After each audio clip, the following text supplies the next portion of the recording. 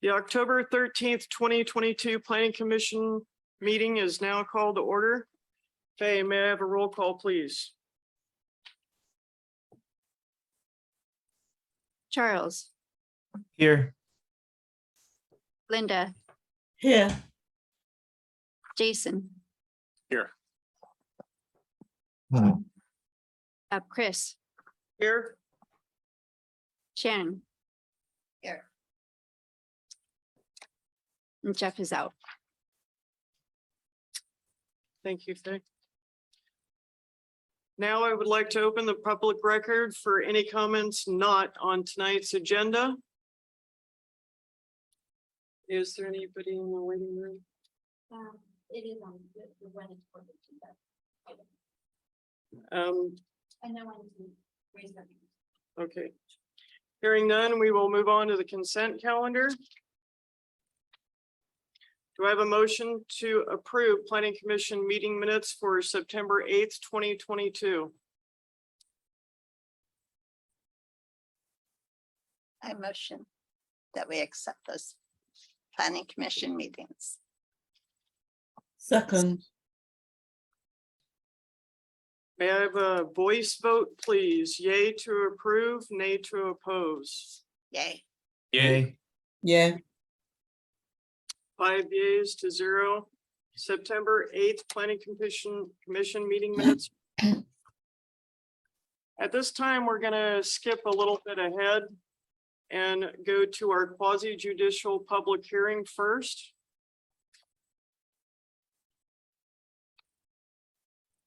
I call to order October 13th, 2022, quasi judicial public hearing CUP 22-0011.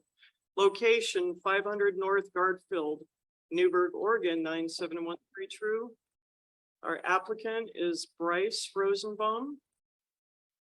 The purpose of the Planning Commission is to review application, hear and discuss public testimony and deliberate. Make a motion on the matter and vote. Testifying procedure will be as follows. Owner, applicants, or primary opponent, if any, 15 minutes.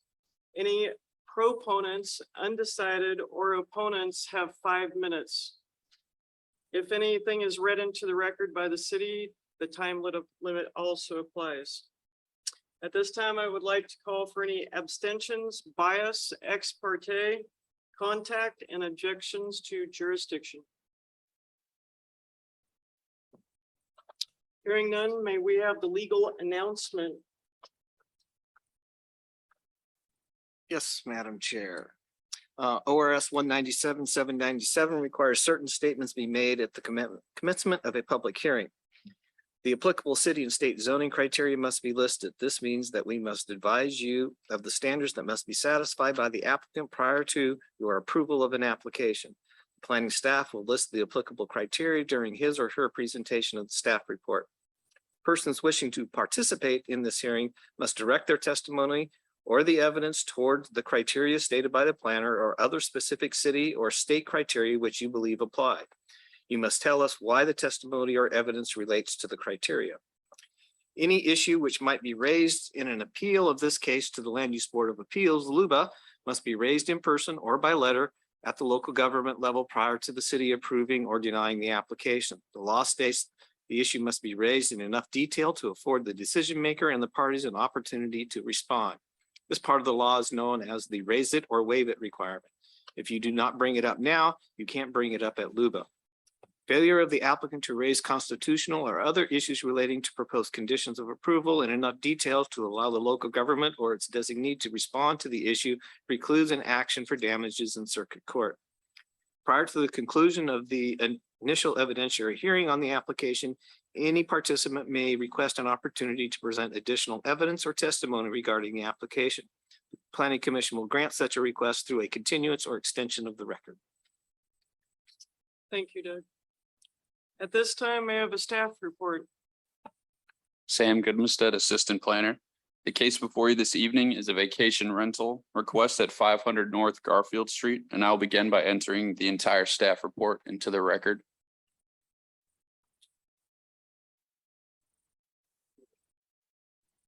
audible cue. Yeah, next slide, please. Bryce Rosenbaum has submitted an application to the city of Newberg for conditional use approval for a vacation rental in a 4-bedroom, single-family home. Again, its location is 500 North Garfield Street, and we have identified the map and tax lot number for this parcel. It is in the R2 zone, which is the medium-density residential zone, and the applicable criteria for this case is 15.225.060, which is the conditional use criteria through a type 3 process, and 15.445.300 through 350, which is our vacation rental home standards. Next slide, please. This is a map identifying the location of the property. It is located on North Garfield Street, and it's the area bordered by red. Next slide, please. This is a site view of the home. Next slide, please. The criteria 15.225.060. The first is dealing with location, size, design, and operating characteristics. It is located in an area with existing single-family homes. It's less than half a mile north of downtown. The use is similar to a residential use in its design and operating characteristics. There are 2 off-street parking spaces, and those parking spaces take their access from North Garfield Street. Next slide, please. Subsection B is dealing with location, design, and site planning, and then C is whether it will be consistent with the code. So a quick summary, which is further detailed in your staff report. The location is attractive for a vacation rental given its proximity to downtown and regional attractions such as wineries and George Fox University. As I noted before, there are 2 off-street parking spaces with their access off North Garfield Street, and it is compatible with other residential uses in the area, which are both owned and rented. Next slide, please. These are the vacation rental standards themselves. It has to be in a single-family dwelling, which it is at 500 North Garfield Street. They would need to register with the city for transient lodging tax, which means for the rental of the units, there is a 9% tax for its use as a vacation rental, and that's paid based on what gets charged on a nightly basis. We have to have 2 off-street parking spaces, and there are 2, as I've previously mentioned. It's a 4-bedroom home, so the maximum occupancy for the vacation rental is 8. They cannot have or include as part of the vacation rental the use of RVs, tents, or any temporary shelters. There is a requirement that the applicant will post near the front door the contact information for the police department, what the vacation rental standards are, what the maximum occupancy is, what day the garbage pickup will occur, which is on Wednesday. Next slide, please. Staff's recommendation is that the Planning Commission adopt order 2022-013 with conditions. And that will conclude staff's presentation. Thank you very much. Is Mr. Rosenbaum here this evening? Can you approach, please?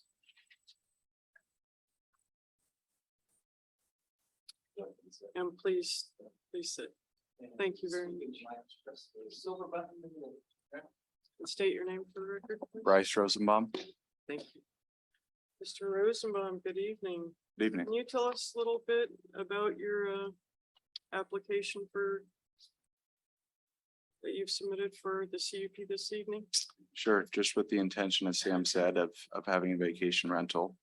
Kind of set up the house to be more family oriented. We have one room that has bunk rooms, so kind of anticipate being proximity to George Fox. A lot of families coming in for moving in weekends and things like that. But also with the wineries. Thank you. At this time, do any of the commissioners have any questions or clarifications for Mr. Rosenbaum? This is Commissioner Capri. I do have a question. I noticed on some of the letters that were written in by neighbors that their concern is cars parking and the number of people that are theoretically allowed to 2 people per bedroom, 4-bedroom house. So their concern is, I think, more than anything, the traffic and how it would impact their houses and the cars. Is there anything that you have done or could say in that regard? Yeah, so I'm going to be working with a property manager that Okay. manages quite a few different properties in the Newberg area, and all over Yamhill. And so they screen every single tenant that comes through.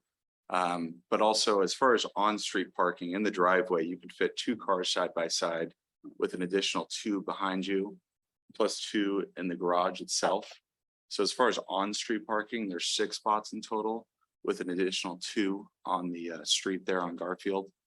But like I said, the way that we've set it up, it's a primary bedroom with a king size bed, 2 queens, and then a bunk room with a full and a twin. And so I can't imagine that someone that would be driving themselves would go and sleep in a twin. Yeah, So it's more geared towards families and right. things like that. So it's not going to be 8 individual adults going there to stay. I think that they're just usually worried about the possibility. Sure. Okay, thank you. Commissioner Wright, I have a questions. You also state you live in Milwaukee, is that correct? Correct. Do you have someone locally that can help you in an emergency as far as things like water shut off, a fire? I know that you have the police listed or 911, call 911, and that you have your manager, you state will address any issues 24/7, but only while the STR is occupied. Do you have a backup plan? I mean, it's hard for me to be aware of an issue if I'm not there, of course. You know, we do have people, family members that live in McMinnville, as well as Lafayette, should something occur. And you know, for me, I drove here during rush hour traffic tonight and it took 50 minutes. So it's really not too far. Should something happen, God forbid, anything does happen, I should be able to race here pretty quickly. Great, thank you very much. Thank you.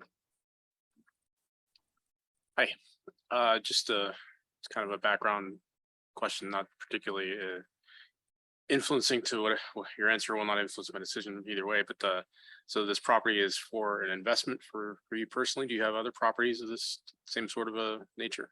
Nope, this is the first one. So Okay. I've kind of had this dream for the last like 5 years or so of running a short-term rental. I just haven't really been able to find a property that I can secure as the market's pretty crazy. Right.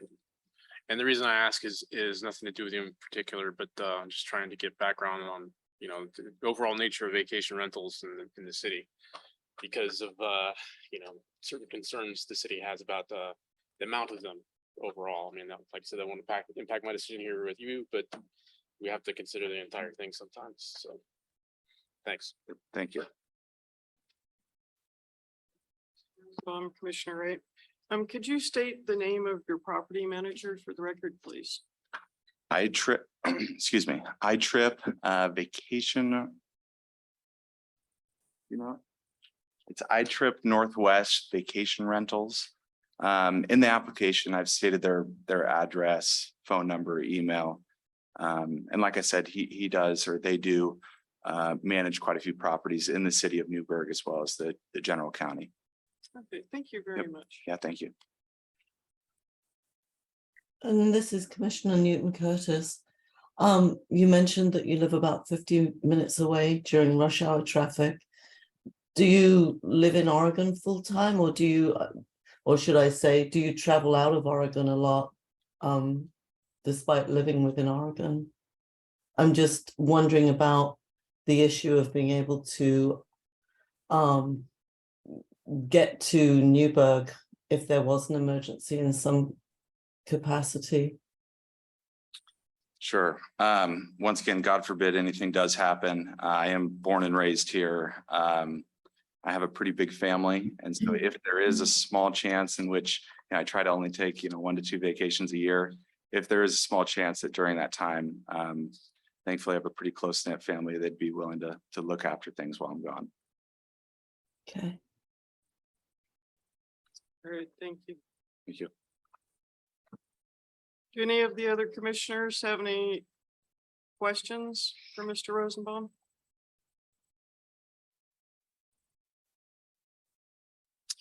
Hearing none. Faye, is there anybody? And I Zoom, is there anybody here this evening wishing to comment on this matter? All right, hearing none.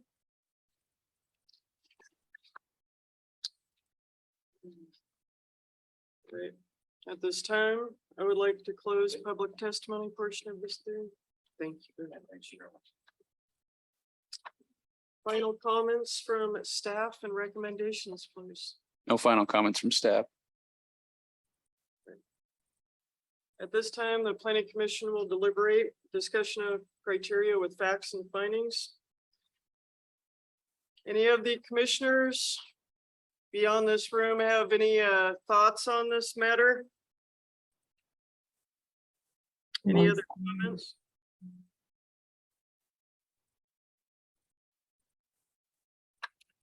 Hearing none. At this time, do I have a motion? I move to approve CUP 22-0011. I second. Wonderful. May we have a roll call, please, Faye? Jason, Yes. Chris, Yes. Sharon, Yes. Linda, Yes. Charles. Yes. My vote is 5-0. Planning Commission Order 2022-013. CUP 22-0011 for vacation rental home at 500 North Garfield Street in Newberg, Oregon is approved. Congratulations. Thank you. Next, we will be doing our quasi judicial public hearing. I'm sorry. Oh, I'm sorry. You're correct. I had that out of order. Our legislative public hearing. I call to order and open legislative public hearing of October 13th, 2022. A resolution recommending City Council to adopt City of Newberg Housing Needs Analysis, Newberg Housing Strategy, January 2021. Housing Need Analysis is June 2021. City of Newberg Economic Opportunities Analysis, March 2021. Newberg Public and Semi-Public 2021-2041 Land Need Analysis, February 2021. And amend the Newberg Comprehensive Plan. 5, Chapter Need. 5, Land Need and Supply Chapter. And initiate an urban growth boundary expansion. CPTA 22-0002. Land supply needs with exhibits and attachment PDF. The purpose of the planning commissioners this evening will be to review application, hear, discuss, and deliberate public testimony, and make a motion on the matter and vote. Applicant, which I do believe is the city, is 15 minutes. First primary opponent will also be 15-minute, if any. First proponent and opponents and undecided all get 5 minutes each. After each speaker, planning commissioners may have questions or clarification of their testimony. And at the end, there is a chance for rebuttal. At this time, I would like to call for any abstentions, bias, ex parte contact, and objections to jurisdiction.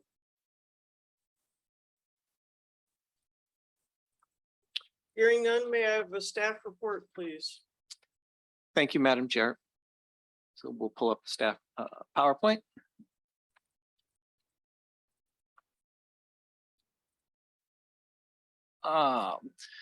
So as stated, this is a proposal to adopt our housing needs analysis, economic opportunities analysis, our public, semi-public, acronym PSP, analysis, a comp plan amendment to Chapter 5, and as stated, recommending an initiation for an urban growth boundary expansion.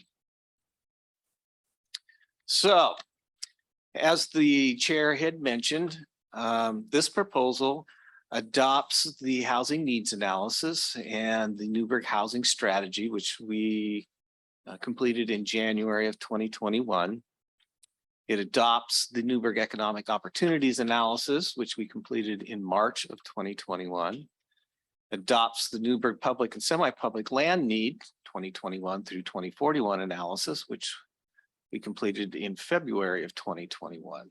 I should say originally we had anticipated to get all of this to you by the end of 2021, but with other workloads on middle housing and riverfront area and all of that, I only had so many hours in the day. So it's taken a little longer than anticipated.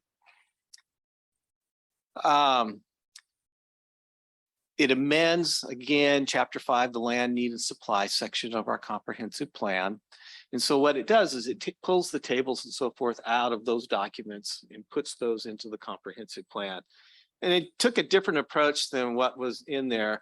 And so many of the tables I did pull forward and put in the comp plan. That way you could follow the sequence. Often what happens, you open up a document and you see a couple of tables and then you kind of wonder, well, what does it all relate to? And you have to go look at another document. And so trying to think about how the public would use it and be able to access the information. So it's a little more comprehensive than what is in our current comprehensive plan. And all of this leads to that the body of work for those studies identify that we have some land deficiencies that we need to address, and that relates to the urban growth boundary expansion. So a little bit of background. So we had a consultant, Echo Northwest, who assisted us with doing these particular reports. And Planning Commission may remember, and I'll bear with me, I'll go through this. You had briefings on the housing needs analysis in October of 2020, November of 2020, December of 2020, and January of 2021. You had briefings on the economic opportunities analysis in June of 2020, August of 2020, October of 2020, December of 2020, and March of 2021. And on the public, semi-public briefings on November of 2020, December of 2020, and January of 2021. So these are, for many of you, it's documents you've seen before. For a couple of you, it's material that's new. And as things go, you know, there's around 1,000 pages of material that are in there. So we followed Oregon revised statutes and administrative rules and best practices when we were putting together the 3 different documents. The planning year horizon for this was 2021 through 2041. Most of the analysis work occurred in 2020 through the consultants. The city council accepted the HNA in July of 2021. And at that time, you may remember, we weren't adopting these, we were accepting them. We had received grants from the Department of Land Conservation and Development in order to comply with our grant agreements, is that we had to accept these. And of course, we forward them all on to the department as well. The EOA was accepted by the city council in April of 2021. And then the PSP was accepted by council in February of 2021. So the Newberg housing strategy, which is the final piece of that housing needs analysis, outlines the different strategies or efficiency measures that we work with. And so we did have a citizens advisory committee work with us on preparing these documents. We also had technical advisory committee, reviewed the documents and provided input and feedback. In addition to what we identified in the housing strategy, we also had a series of conversations with the council and the planning commission about any possible other efficiency measures. So the issue there is, you know, utilizing the land that you have within your urban growth boundary very efficiently to accommodate that future population growth. And so as the slide indicates, we met with council on May 17th, June 21st, July 19th, all of 2021, the planning commission in June and July on all of those, and all of that material is in your packet from those meetings. And so it was continuation of going back and forth between planning commission and council. So we kept building all of the information for that. Also in your report off of the housing strategy, I pulled the table.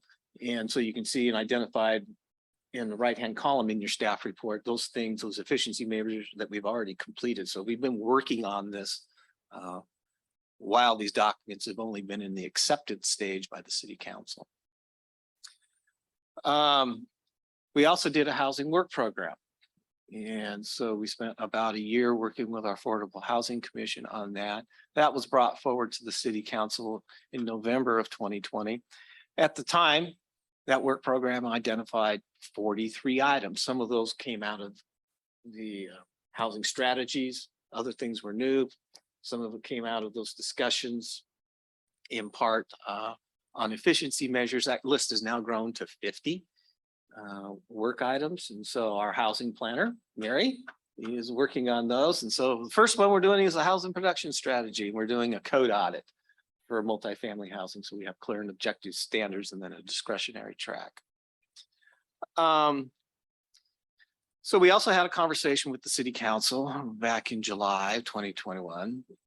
And the council verbally at that point by motion, directed staff to move forward and initiate a process to do an urban growth boundary. And they directed us to, first do this comprehensive plan amendment. The housing needs analysis actually has to be adopted by ordinance, double checked with Department of Land Conservation and Development again on that. The other documents can be accepted by resolution. So package will look a little bit different because there'll be 2 different ordinances and resolutions and so forth when it gets in front of city council, if you make a recommendation to do so.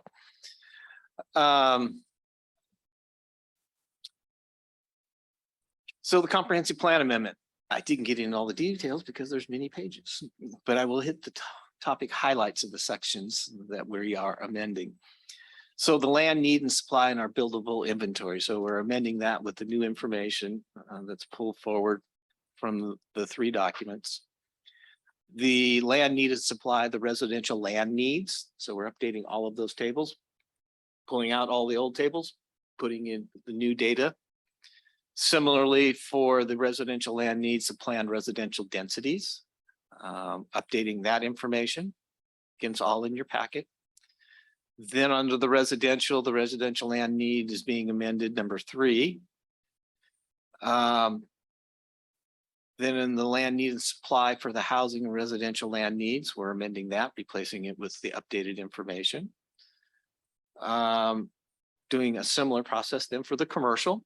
Important to note is that what we've identified in the housing needs analysis is a deficiency in our medium density, in our high density. We have a surplus in our low density. In our commercial, we're amending this section. And what we had was 18-acre surplus in our commercial land. We did the same thing for the industrial land need. And so there are 3 sections here. So the need and supply, industrial land need supply chapter, and the 2040 industrial land supply need chapter is also being updated. In the industrial side, we had a deficiency of about 156 acres of industrial land.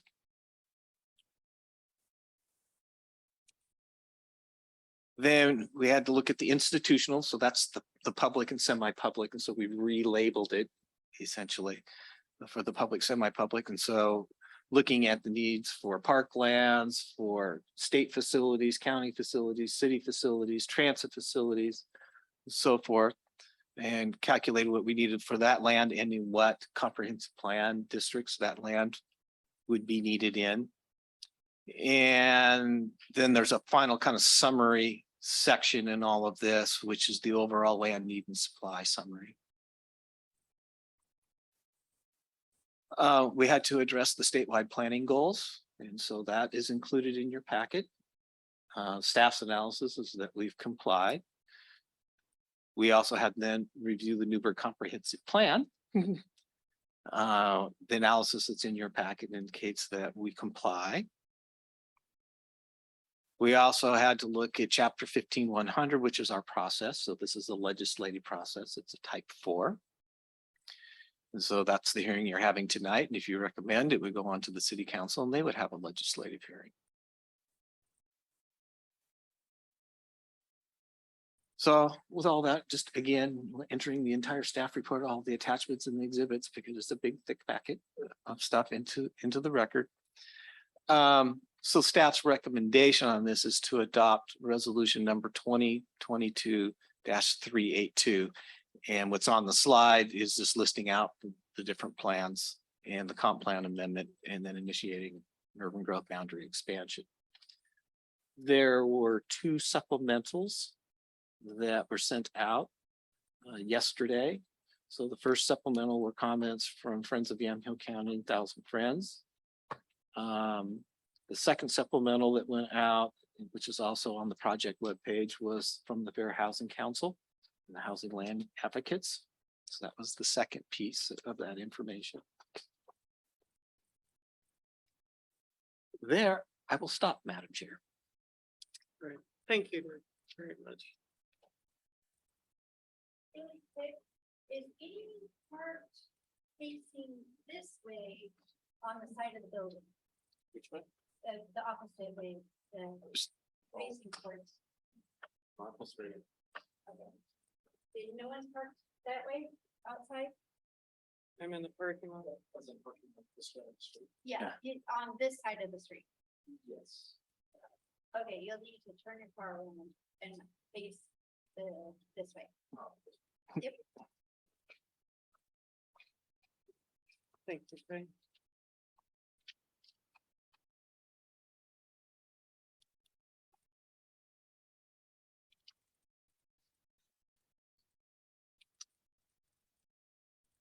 At this time, we have sir, are you up? Are you Rob? Yes, I am. Could you approach, please?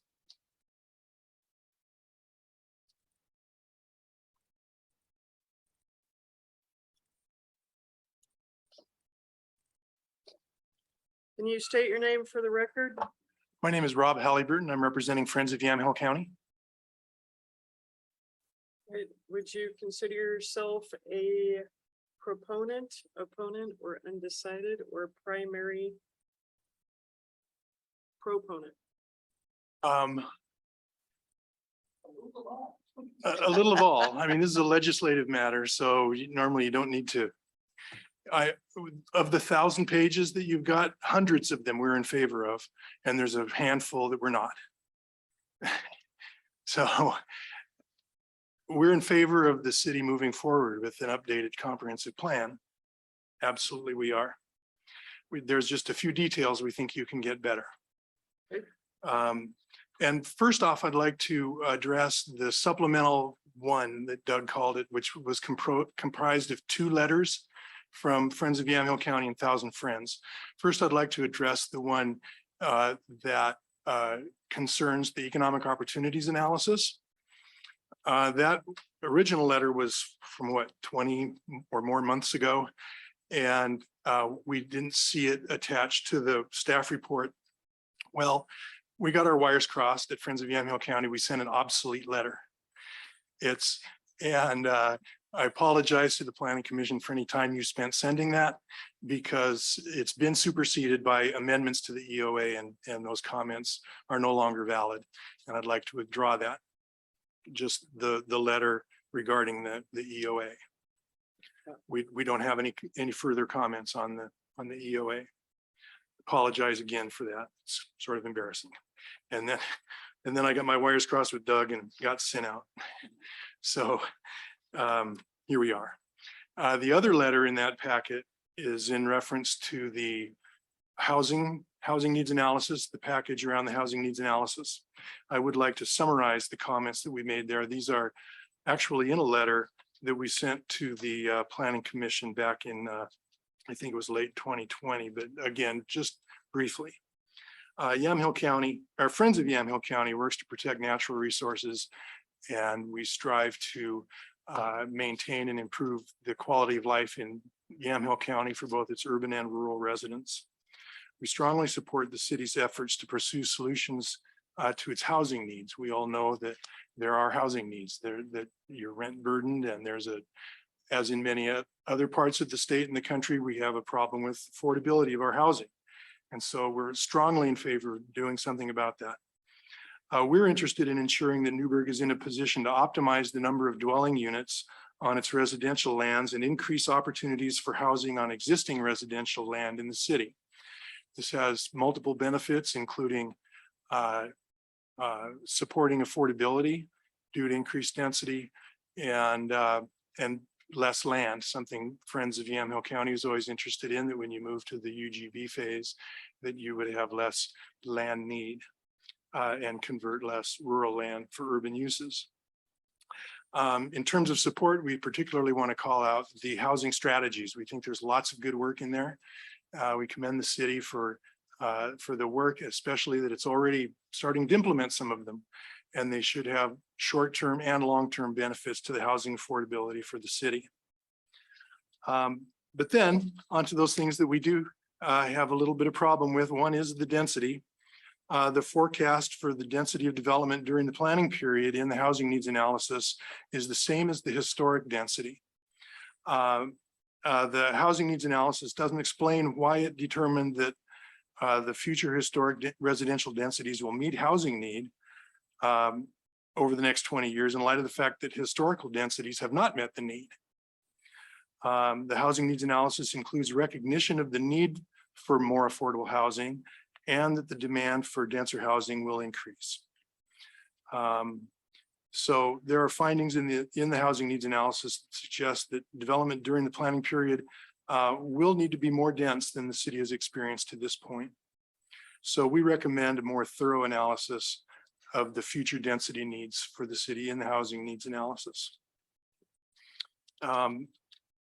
Regarding housing mix, the housing needs analysis includes a forecast of housing mix showing that the proportion of multifamily units will go up, and significantly, I would say that it would go up, but we think that maybe still isn't enough, that it's the increase isn't as great as it appears because Newberg currently has a deficit of multifamily units. We believe that you could do better in planning for accommodation of affordable housing by further increasing the share of housing in multifamily and carrying through with policies to implement this assumption. So those were our two, I think, most important comments, both of which move back to the idea of optimizing the use of your residential lands and getting as much density as you reasonably can within the existing UGB. The letter also addresses public and exempt lands. That one is kind of technical. There is language in the rule that suggests that that public lands don't need to be considered for redevelopment. We disagree with that. We think that there is some level of analysis required and that the housing needs analysis hasn't done that. So that concludes my testimony. I'm available if you have any questions. Thank you, Mr. Halliburton. I appreciate that. Are there any commissioners who have any questions at this time? Yeah, actually, I do. This is Commissioner Newton Curtis. Can you just, so I'm very new to this, and as I was reading the report that was provided, I thought it was really informative and educational for me personally.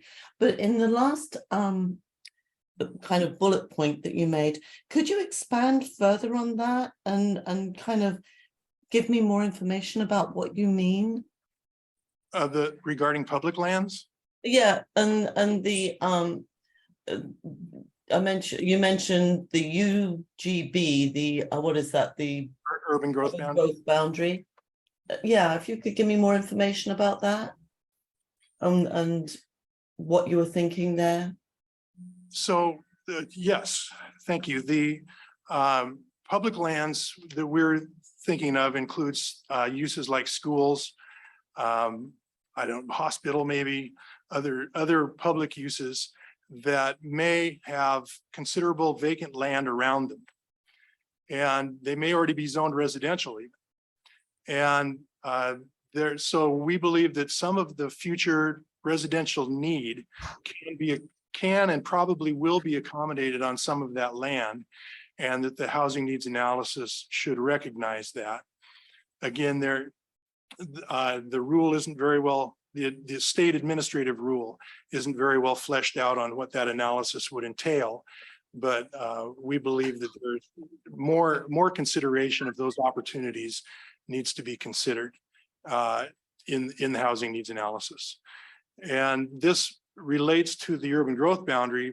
This and our other points relate to the urban growth boundary, because we believe if the multifamily mix was higher, if the density was greater, and if these other available vacant areas were available, that the land need that's calculated near the end of the housing needs analysis would be lower, fewer acres, and that the city would be looking for less land to bring into the UGB when you're amending it in the future.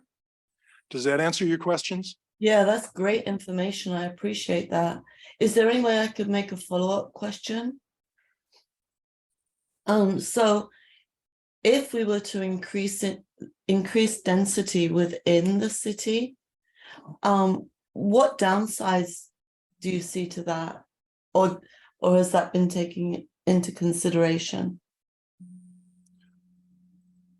Well, I think the downsides that planning commissions and elected officials here all over the state is that many people consider that actually antithetical to livability, and that more people don't want to be on smaller lots and larger apartment complexes.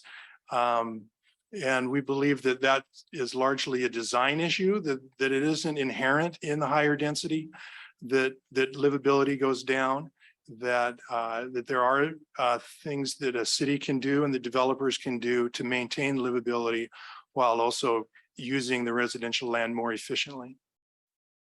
That's really good information. Thank you so much.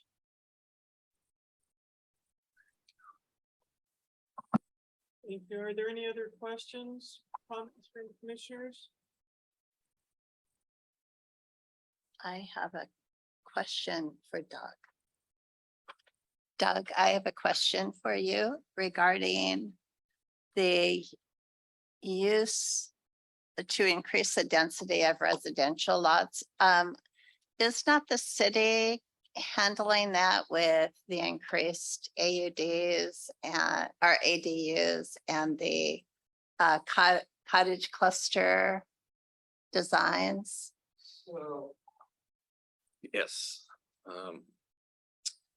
So one of the suggestions that was provided to the city in this, which we did respond to and that was the issue about the middle housing. So when we were preparing the HNA in conversations with DLCD, is that we did not need to include that in our HNA, but the CAC members thought that we should. So remember, we did this HNA, so we did one in 2019 and with a grant and got that one accepted. Then there was the new population numbers came out, which we have to use. So we had to go back and update the HNA with the new population numbers. Then as we got to the end of that second round, this issue about middle housing came up. And again, so I checked with DLCD staff. They said, no, we didn't need to. But as I stated in the staff report, I thought it would be in the community's best interest that we do include that. So we went back for round number 3 and back to the consultants, and we had them include that middle housing provision. So that is the duplexes, triplexes, quadplexes, cottage clusters, and townhomes provisions. Post that, then we went through, because we were just under 25,000, we adopted the duplex provisions, met the state's timeline to do that of June of 2021. But we knew we were right on the cusp of being over 25,000 And so our grant we got from DLCD actually allowed us to do all of that work as well. And so we came back with phase 2 of the middle housing and adopted all of the tri-quad cottage cluster and townhome regulations. We got that done in January of 2022. So the middle housing stuff is already in the HNA.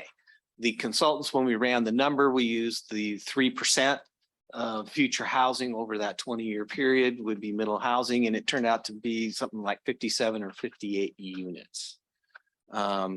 We have yet to see any on the ground. Talking to some people about it, there's interest. So that was the one change that we did make based upon the Friends of Yamhill County letter.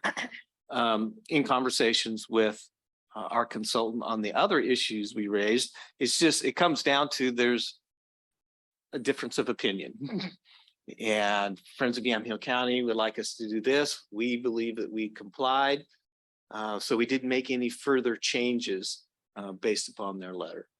Mr. Halliburton brought up about the EOA, and we made a whole bunch of changes. Rob was on our CAC for that. So we made a whole bunch of changes all the way to the end. We had one remaining outstanding issue, and that was related to for sale related to the airport. And we made that final change as well in the EOA. Oh, I'm sorry, can you say that again? One of the criteria that was identified on developability was for sale or not. And so in part of Sportsman's Air Park, you have the area that's identified for hangars. And so we got comments that's not an appropriate factor.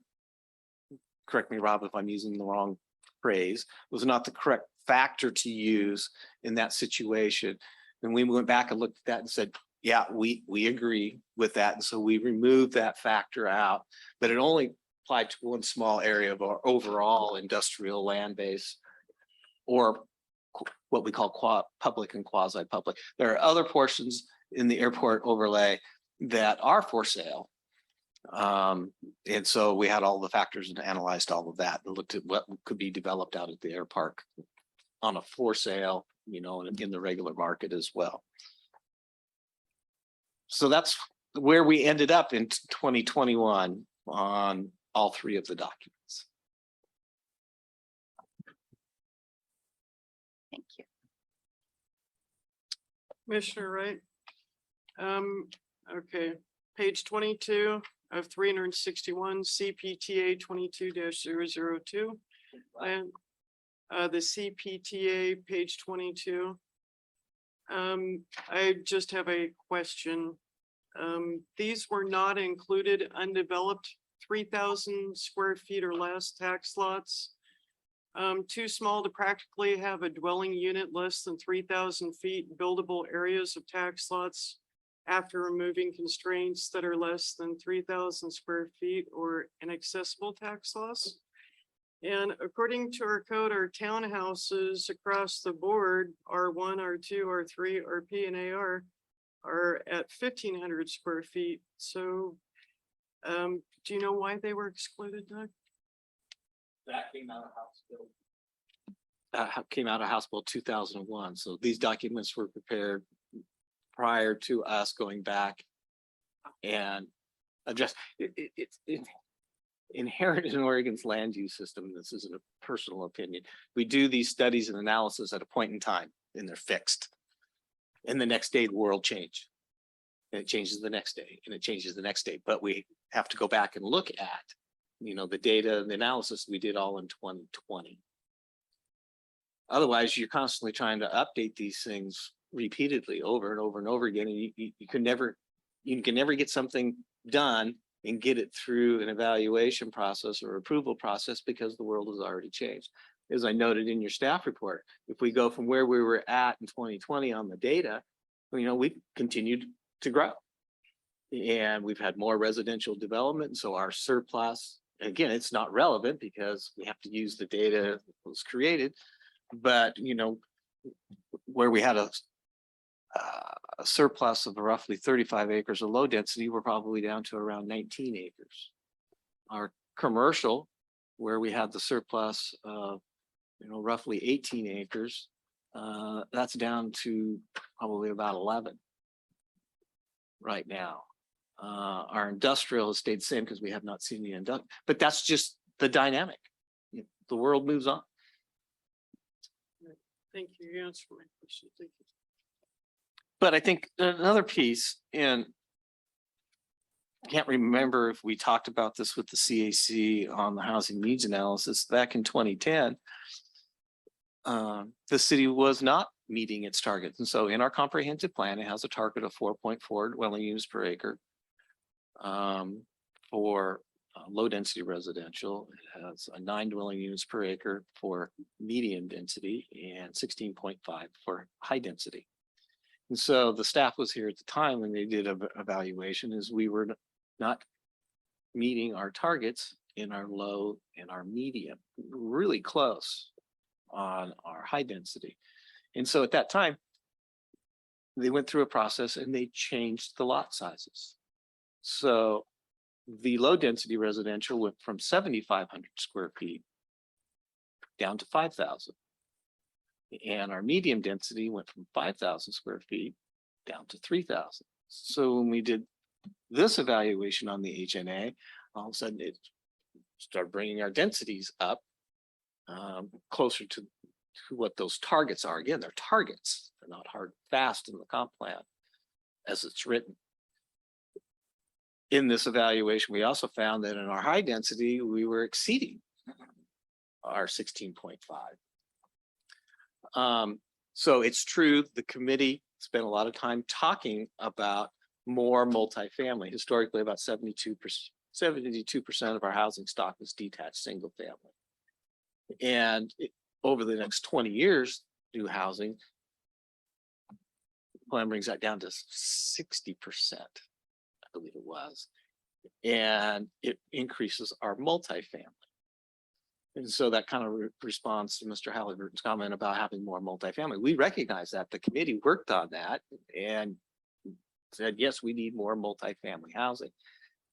Now the step, another step in this process, when we look at efficiencies, is then where could we upzone? So those are part of the conversations we had with Planning Commission and Council. It's about where might you be able to take some land and upzone it to a high density, 16.5 dwelling units per acre, to try to address this population growth and the number of dwelling units, because there's roughly 3,300 residential units identified over the course of the next 20 years, between 2021 and 2041. So there's more work to do. And again, the city has acknowledged that we need more multifamily. And as a practice, I'm talking with developers about doing more multifamily land. We're also trying to attract more housing downtown. And so in our downtown plan, we had a target of 100 additional residential units in the downtown. So far, we're at about 25. So we've got about a quarter of those. But again, we're talking with the potential developers about some opportunities on 2nd Street. We're focusing the idea of having more rooftops, going vertical in height to be able to do that. So again, we're looking at all of these things, but I always say, there is no silver buckshot. Lots of things we have to do. I mentioned the housing work program, which has a bunch of stuff in it that the council has acknowledged is, there's roughly 50 items. So there's lots, and you can't do them all at once. We can do 3, it depends upon the size of the project, we can do 3 or 4 a year. Doug, could I ask one more question of you? I know how difficult all of that is. You've been doing it for absolutely years, and I hear the need for wanting more density. I personally love the old-fashioned feel of neighborhoods and open space where people can gather. Is that something that is even on the book? What do you mean? Like parks or pedestrian zones? I know that you're doing that a lot in the riverfront area. So we did some additional changes which were factored into the HNA. So I'll use an example down in the riverfront area. We took some land that was I love it. commercial and we rezoned it to high density residential. We took some area that was commercial and changed it so that we could get upper floor residential. So it's a mixed commercial type of zone that's down there. You know, specifically, I mean, do we have specific standards about creating parks, you know, in a new neighborhood? Okay. No. Our comp plan identifies different types of parks. And so this goes back to Chehalis Park and Recreation District. They have their parks master plan. We pulled that table about the types of parks, acres of parks per population and so forth, and pull that in. And so the park district is the one that provides the parks. The city, we own some land historically that are parks that the park district maintains and operates for the city. But, and this is trying to remember a number from a couple of years ago, but looking at the population number before the new PSU number came out and looking at growth over time, we were deficient in parkland based upon looking at a 20-year horizon based upon population growth. And we've shared that with the park district, that information. Well, what does that mean? Who provides the land for the parks then? Because I really feel in a really healthy environment, you can't just have massive dwellings. You have to have space for people to go. You have to have places for kids to go play at. You have to. The park district provides the parkland. The city coordinates with the park district to be able to provide the parkland. So if I can kind of leapfrog off that, does that mean that the Chehalis Park owns the land? I mean, who is the owner of the land? Currently, the park district is the majority owner of land that is parks. There are a couple of parks, and I'll use Memorial Park because it's just out the door. The city owns Memorial Park. The park district operates and maintains that. There's a couple of lots in Jakeworth Park that the city owns. The balance of it is owned by Chehalis Park and Recreation District. Meadow Park out across from the hospital is owned by the park district. Crater Park behind Antonia Crater Elementary School, that's owned by the park district. The Oak Knoll Tot Lot is owned by the park district. There's another park off of Foothills, which is owned by the park district. You've got a fabulous memory, Doug. But that's really good information. Rogers Landing is a park that's within our urban growth boundary. It's owned by West Rock, but it's leased to Yamhill County. Three entities. Thank you. I would just love to see that as part of the plan. That's all I'm saying, if there was any way. So what we are, you know, I mentioned we're doing a code audit. Fair Housing Council had pinged me a number of times is that we were not in compliance with state law. And I had to agree with them. We were not. So we applied and got a grant from DLCD. So we're doing a code audit. And so now multifamily is 5 units and above. So we've got single family and we've got the middle housing group. And so multifamily is 5 and above. So we're going through our code and you're going to be getting briefings here shortly on that project. And so we're looking at all of our standards for multifamily. And one of those is having, you know, open space and recreation space in apartment projects. And making sure, you know, I can't tell you right now what the correct number is, but because all development doesn't go adjacent to a park. Right. You have to walk, you have to drive or walk or ride your bike, you know, some distance to get, and it depends upon the type of park. Is it a neighborhood park? Is it kind of a tot lot? Is it a regional park? So there are different categories that are listed in our comprehensive plan. One of the most dense populated cities I've ever been in is Barcelona. But the caveat was they took old military installations was it Marco? Or Franco? Yeah. And they gave them to people to design, and they designed these amazing parks that are like the breath of the city. People come out of all those apartments and they sit down and they play games, and the men play bocce ball, and it's fabulous. And I know that we have some kind of a figure you want for population, but I don't see any reason why Newberg can't maintain some open space and some attraction and a higher end kind of living, other than these places where you can't even park cars. To me, I would really love to see Newberg maintain its kind of old-fashioned charm. And I have to say, I know I don't sound like a Newberg or a long-time Newberg resident, but I've actually lived here since about 1990. And I totally agree with what you're saying. And I think that feeds back into what, to some extent, what the gentleman from the Friends of Yamhill County was saying in terms of high density. You can have high density with livability.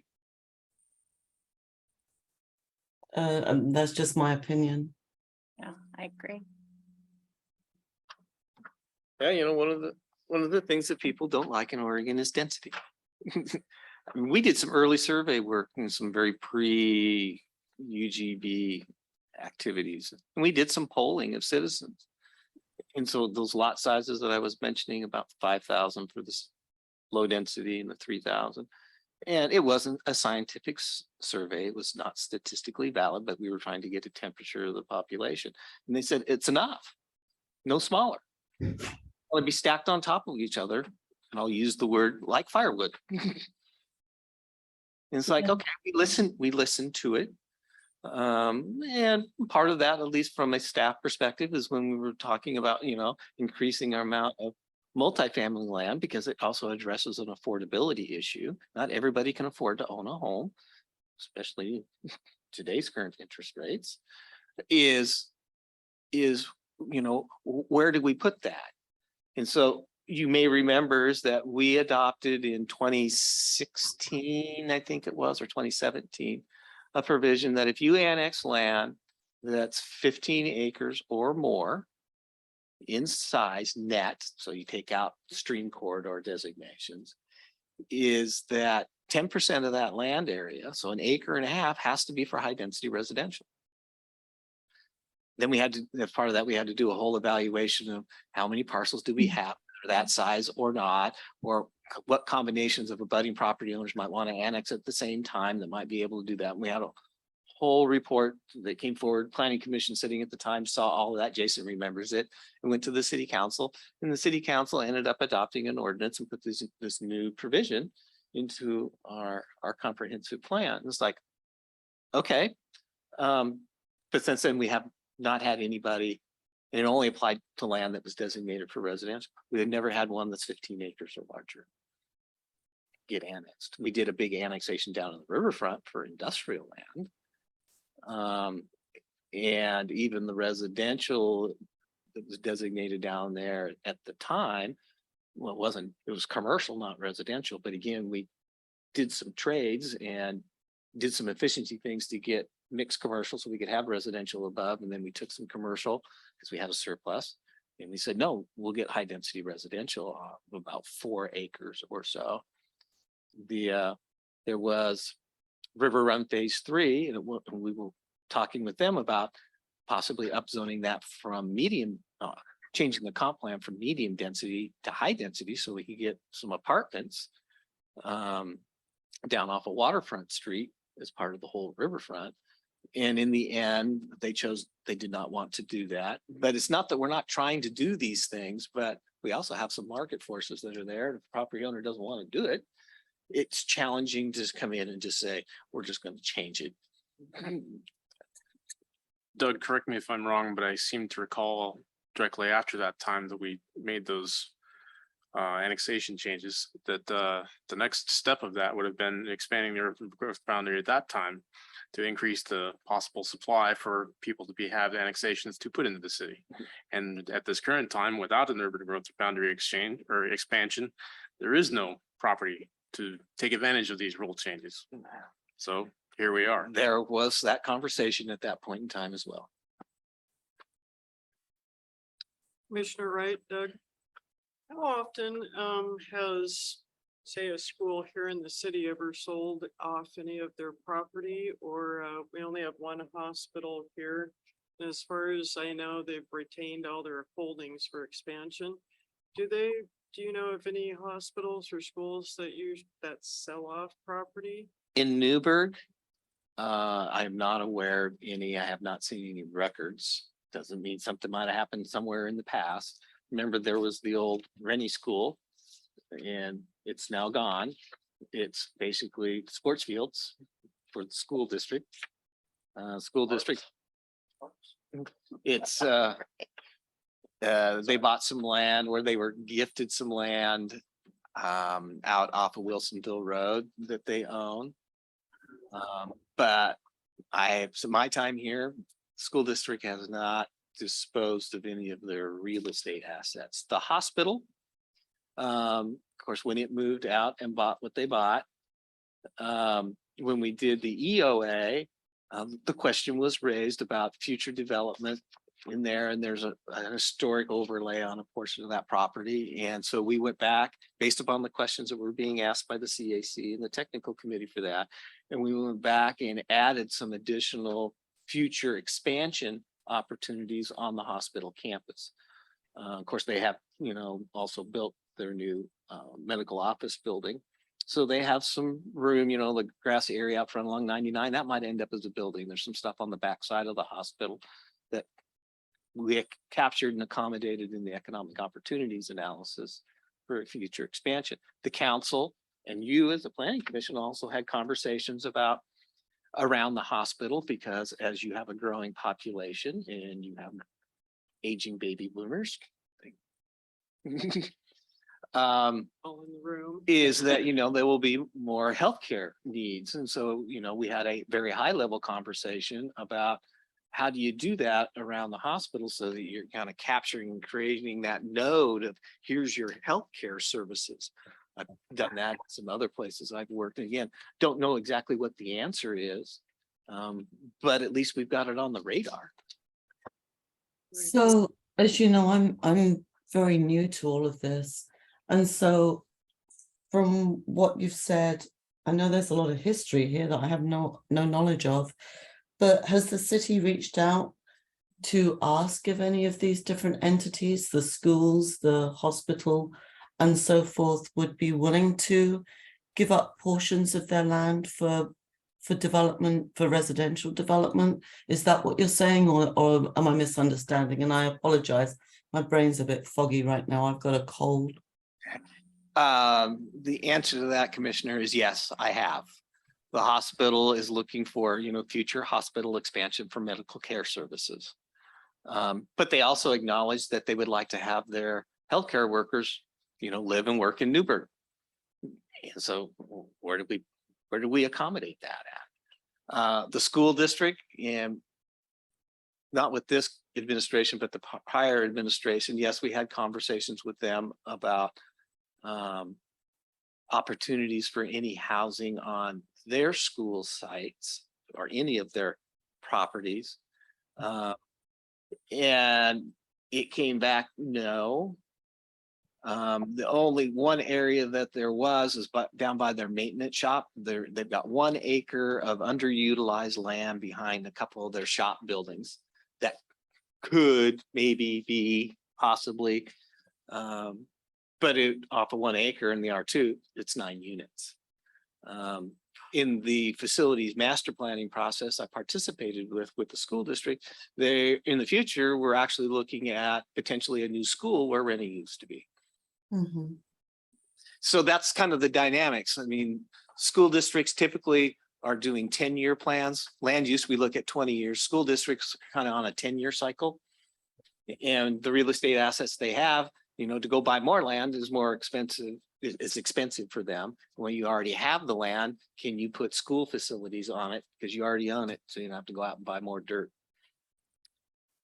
I have one more idea that I'd like to put out there. You talk a lot about Second Avenue and making that more of a dense, populated, more of an urban. Second Street here, you mean? Yeah. Yeah. Okay, how about, would it not just really be so attractive to people that live there to close Second Avenue and have it be more of an urban area like the park blocks in Southwest Portland, or and make Third Avenue more of the street? How about making that all a really core urban?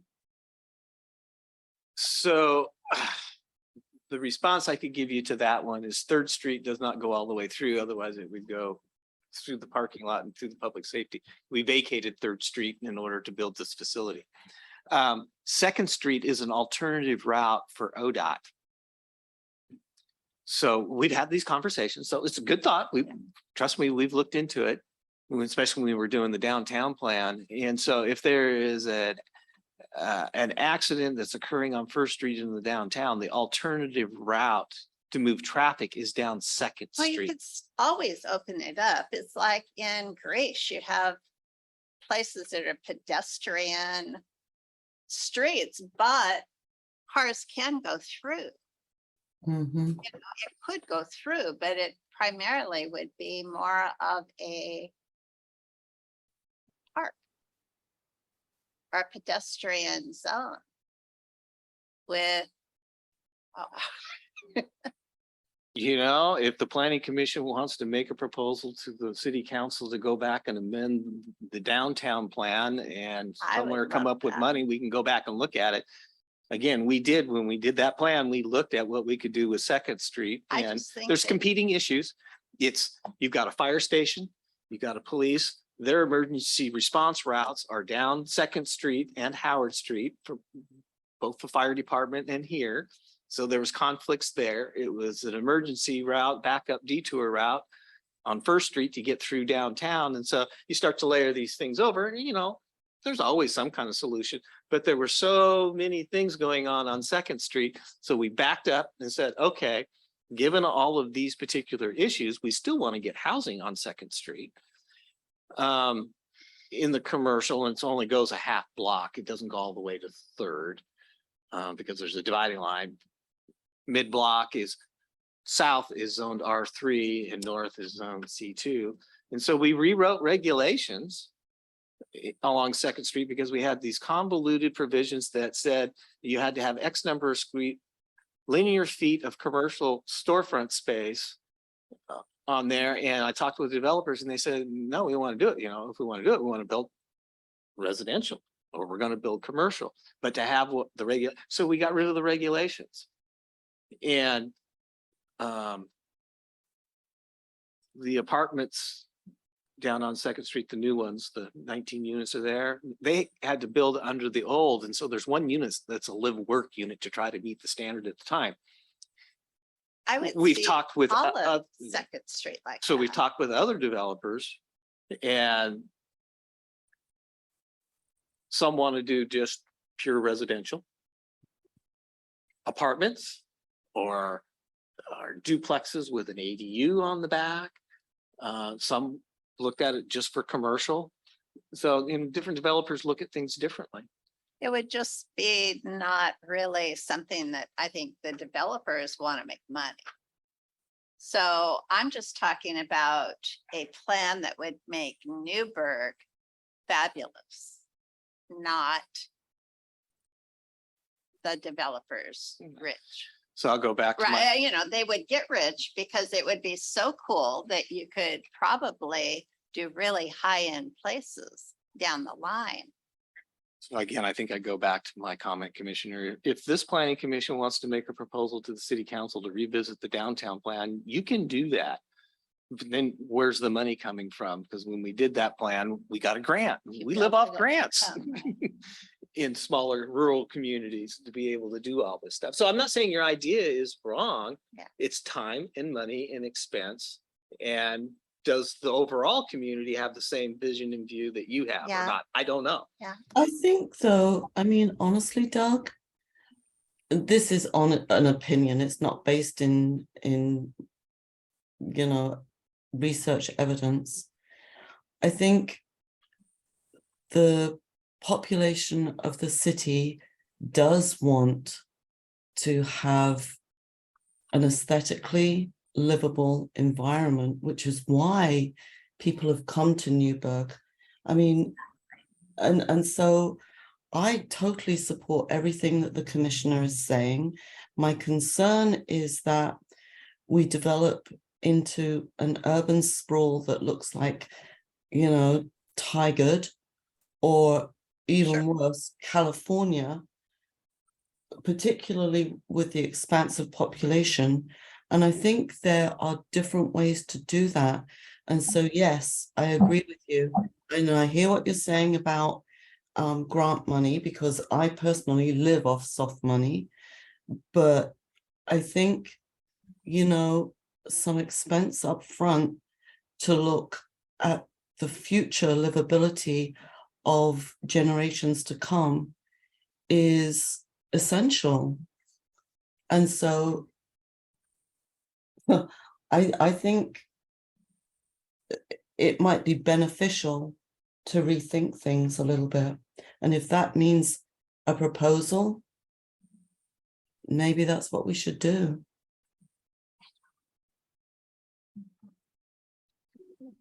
Thank you, Counselor. At this time, I'd like to acknowledge Rob Haley-Burtney as additional testimony. Thank you, Chair. Just one thing, and that is, please keep in mind that paying half of your income in rent is not sustainable, and I would say is detrimental to livability. I think everybody likes the wonderful neighborhoods with the mature trees and the open yards. Everybody likes that. I live in one myself. But we also have to keep in mind that there's a housing crisis going on right now, and it's incumbent upon the city to do what it can. It can't fix the problem by itself, but it is incumbent upon the city to do what it can to address that crisis. Yes, Thank you. thank you. Faye, at this time, is there anybody waiting for a testimony? No one put their hands up. Wonderful. All right, at this time, I will close the public testimony portion of this meeting. Any final comments from staff and recommendations?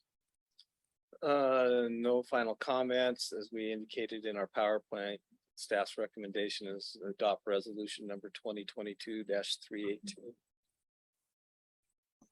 Thank you, Doug. At this time, the planning commission will deliberate. Commissioners, any other thoughts on this issue? Any concerns, questions? Now is the time, put it in the public record. Not to put anybody on the spot, but Commissioner Aban's been a little quiet. Does he have anything to add to this? No. Come on, Charles. Gave you a chance.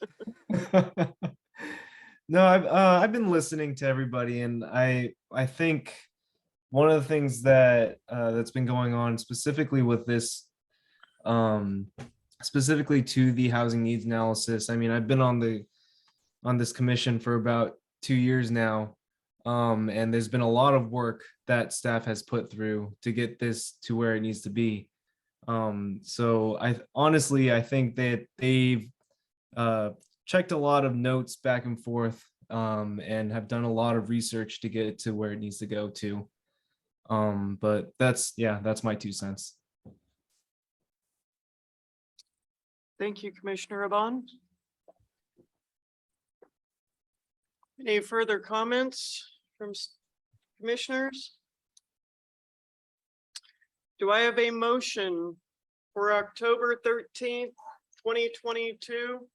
Resolution recommending to City Council number 2022-382. That's the resolution recommendation number.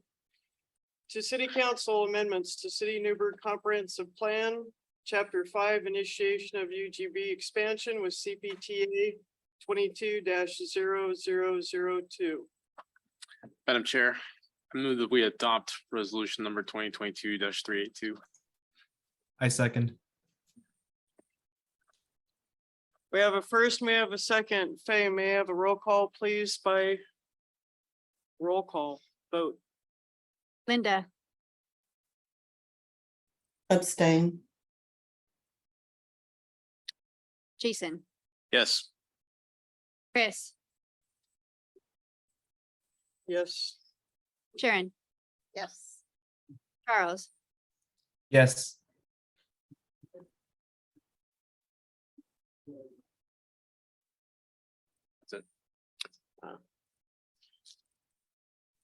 All right. Resolution to City Council CPTA 22-0002 land supply needs with exhibits. 4-0 passes. Recommendation to City Council.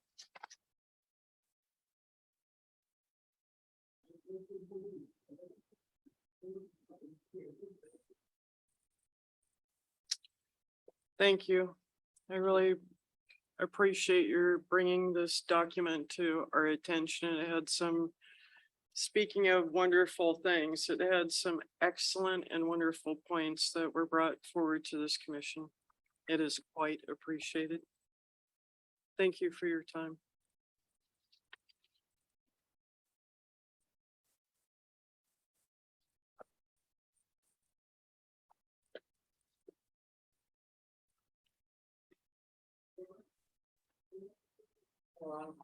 We're on to the items from staff. Right, yes, items from staff. All right, so you got your forward calendar in your packet.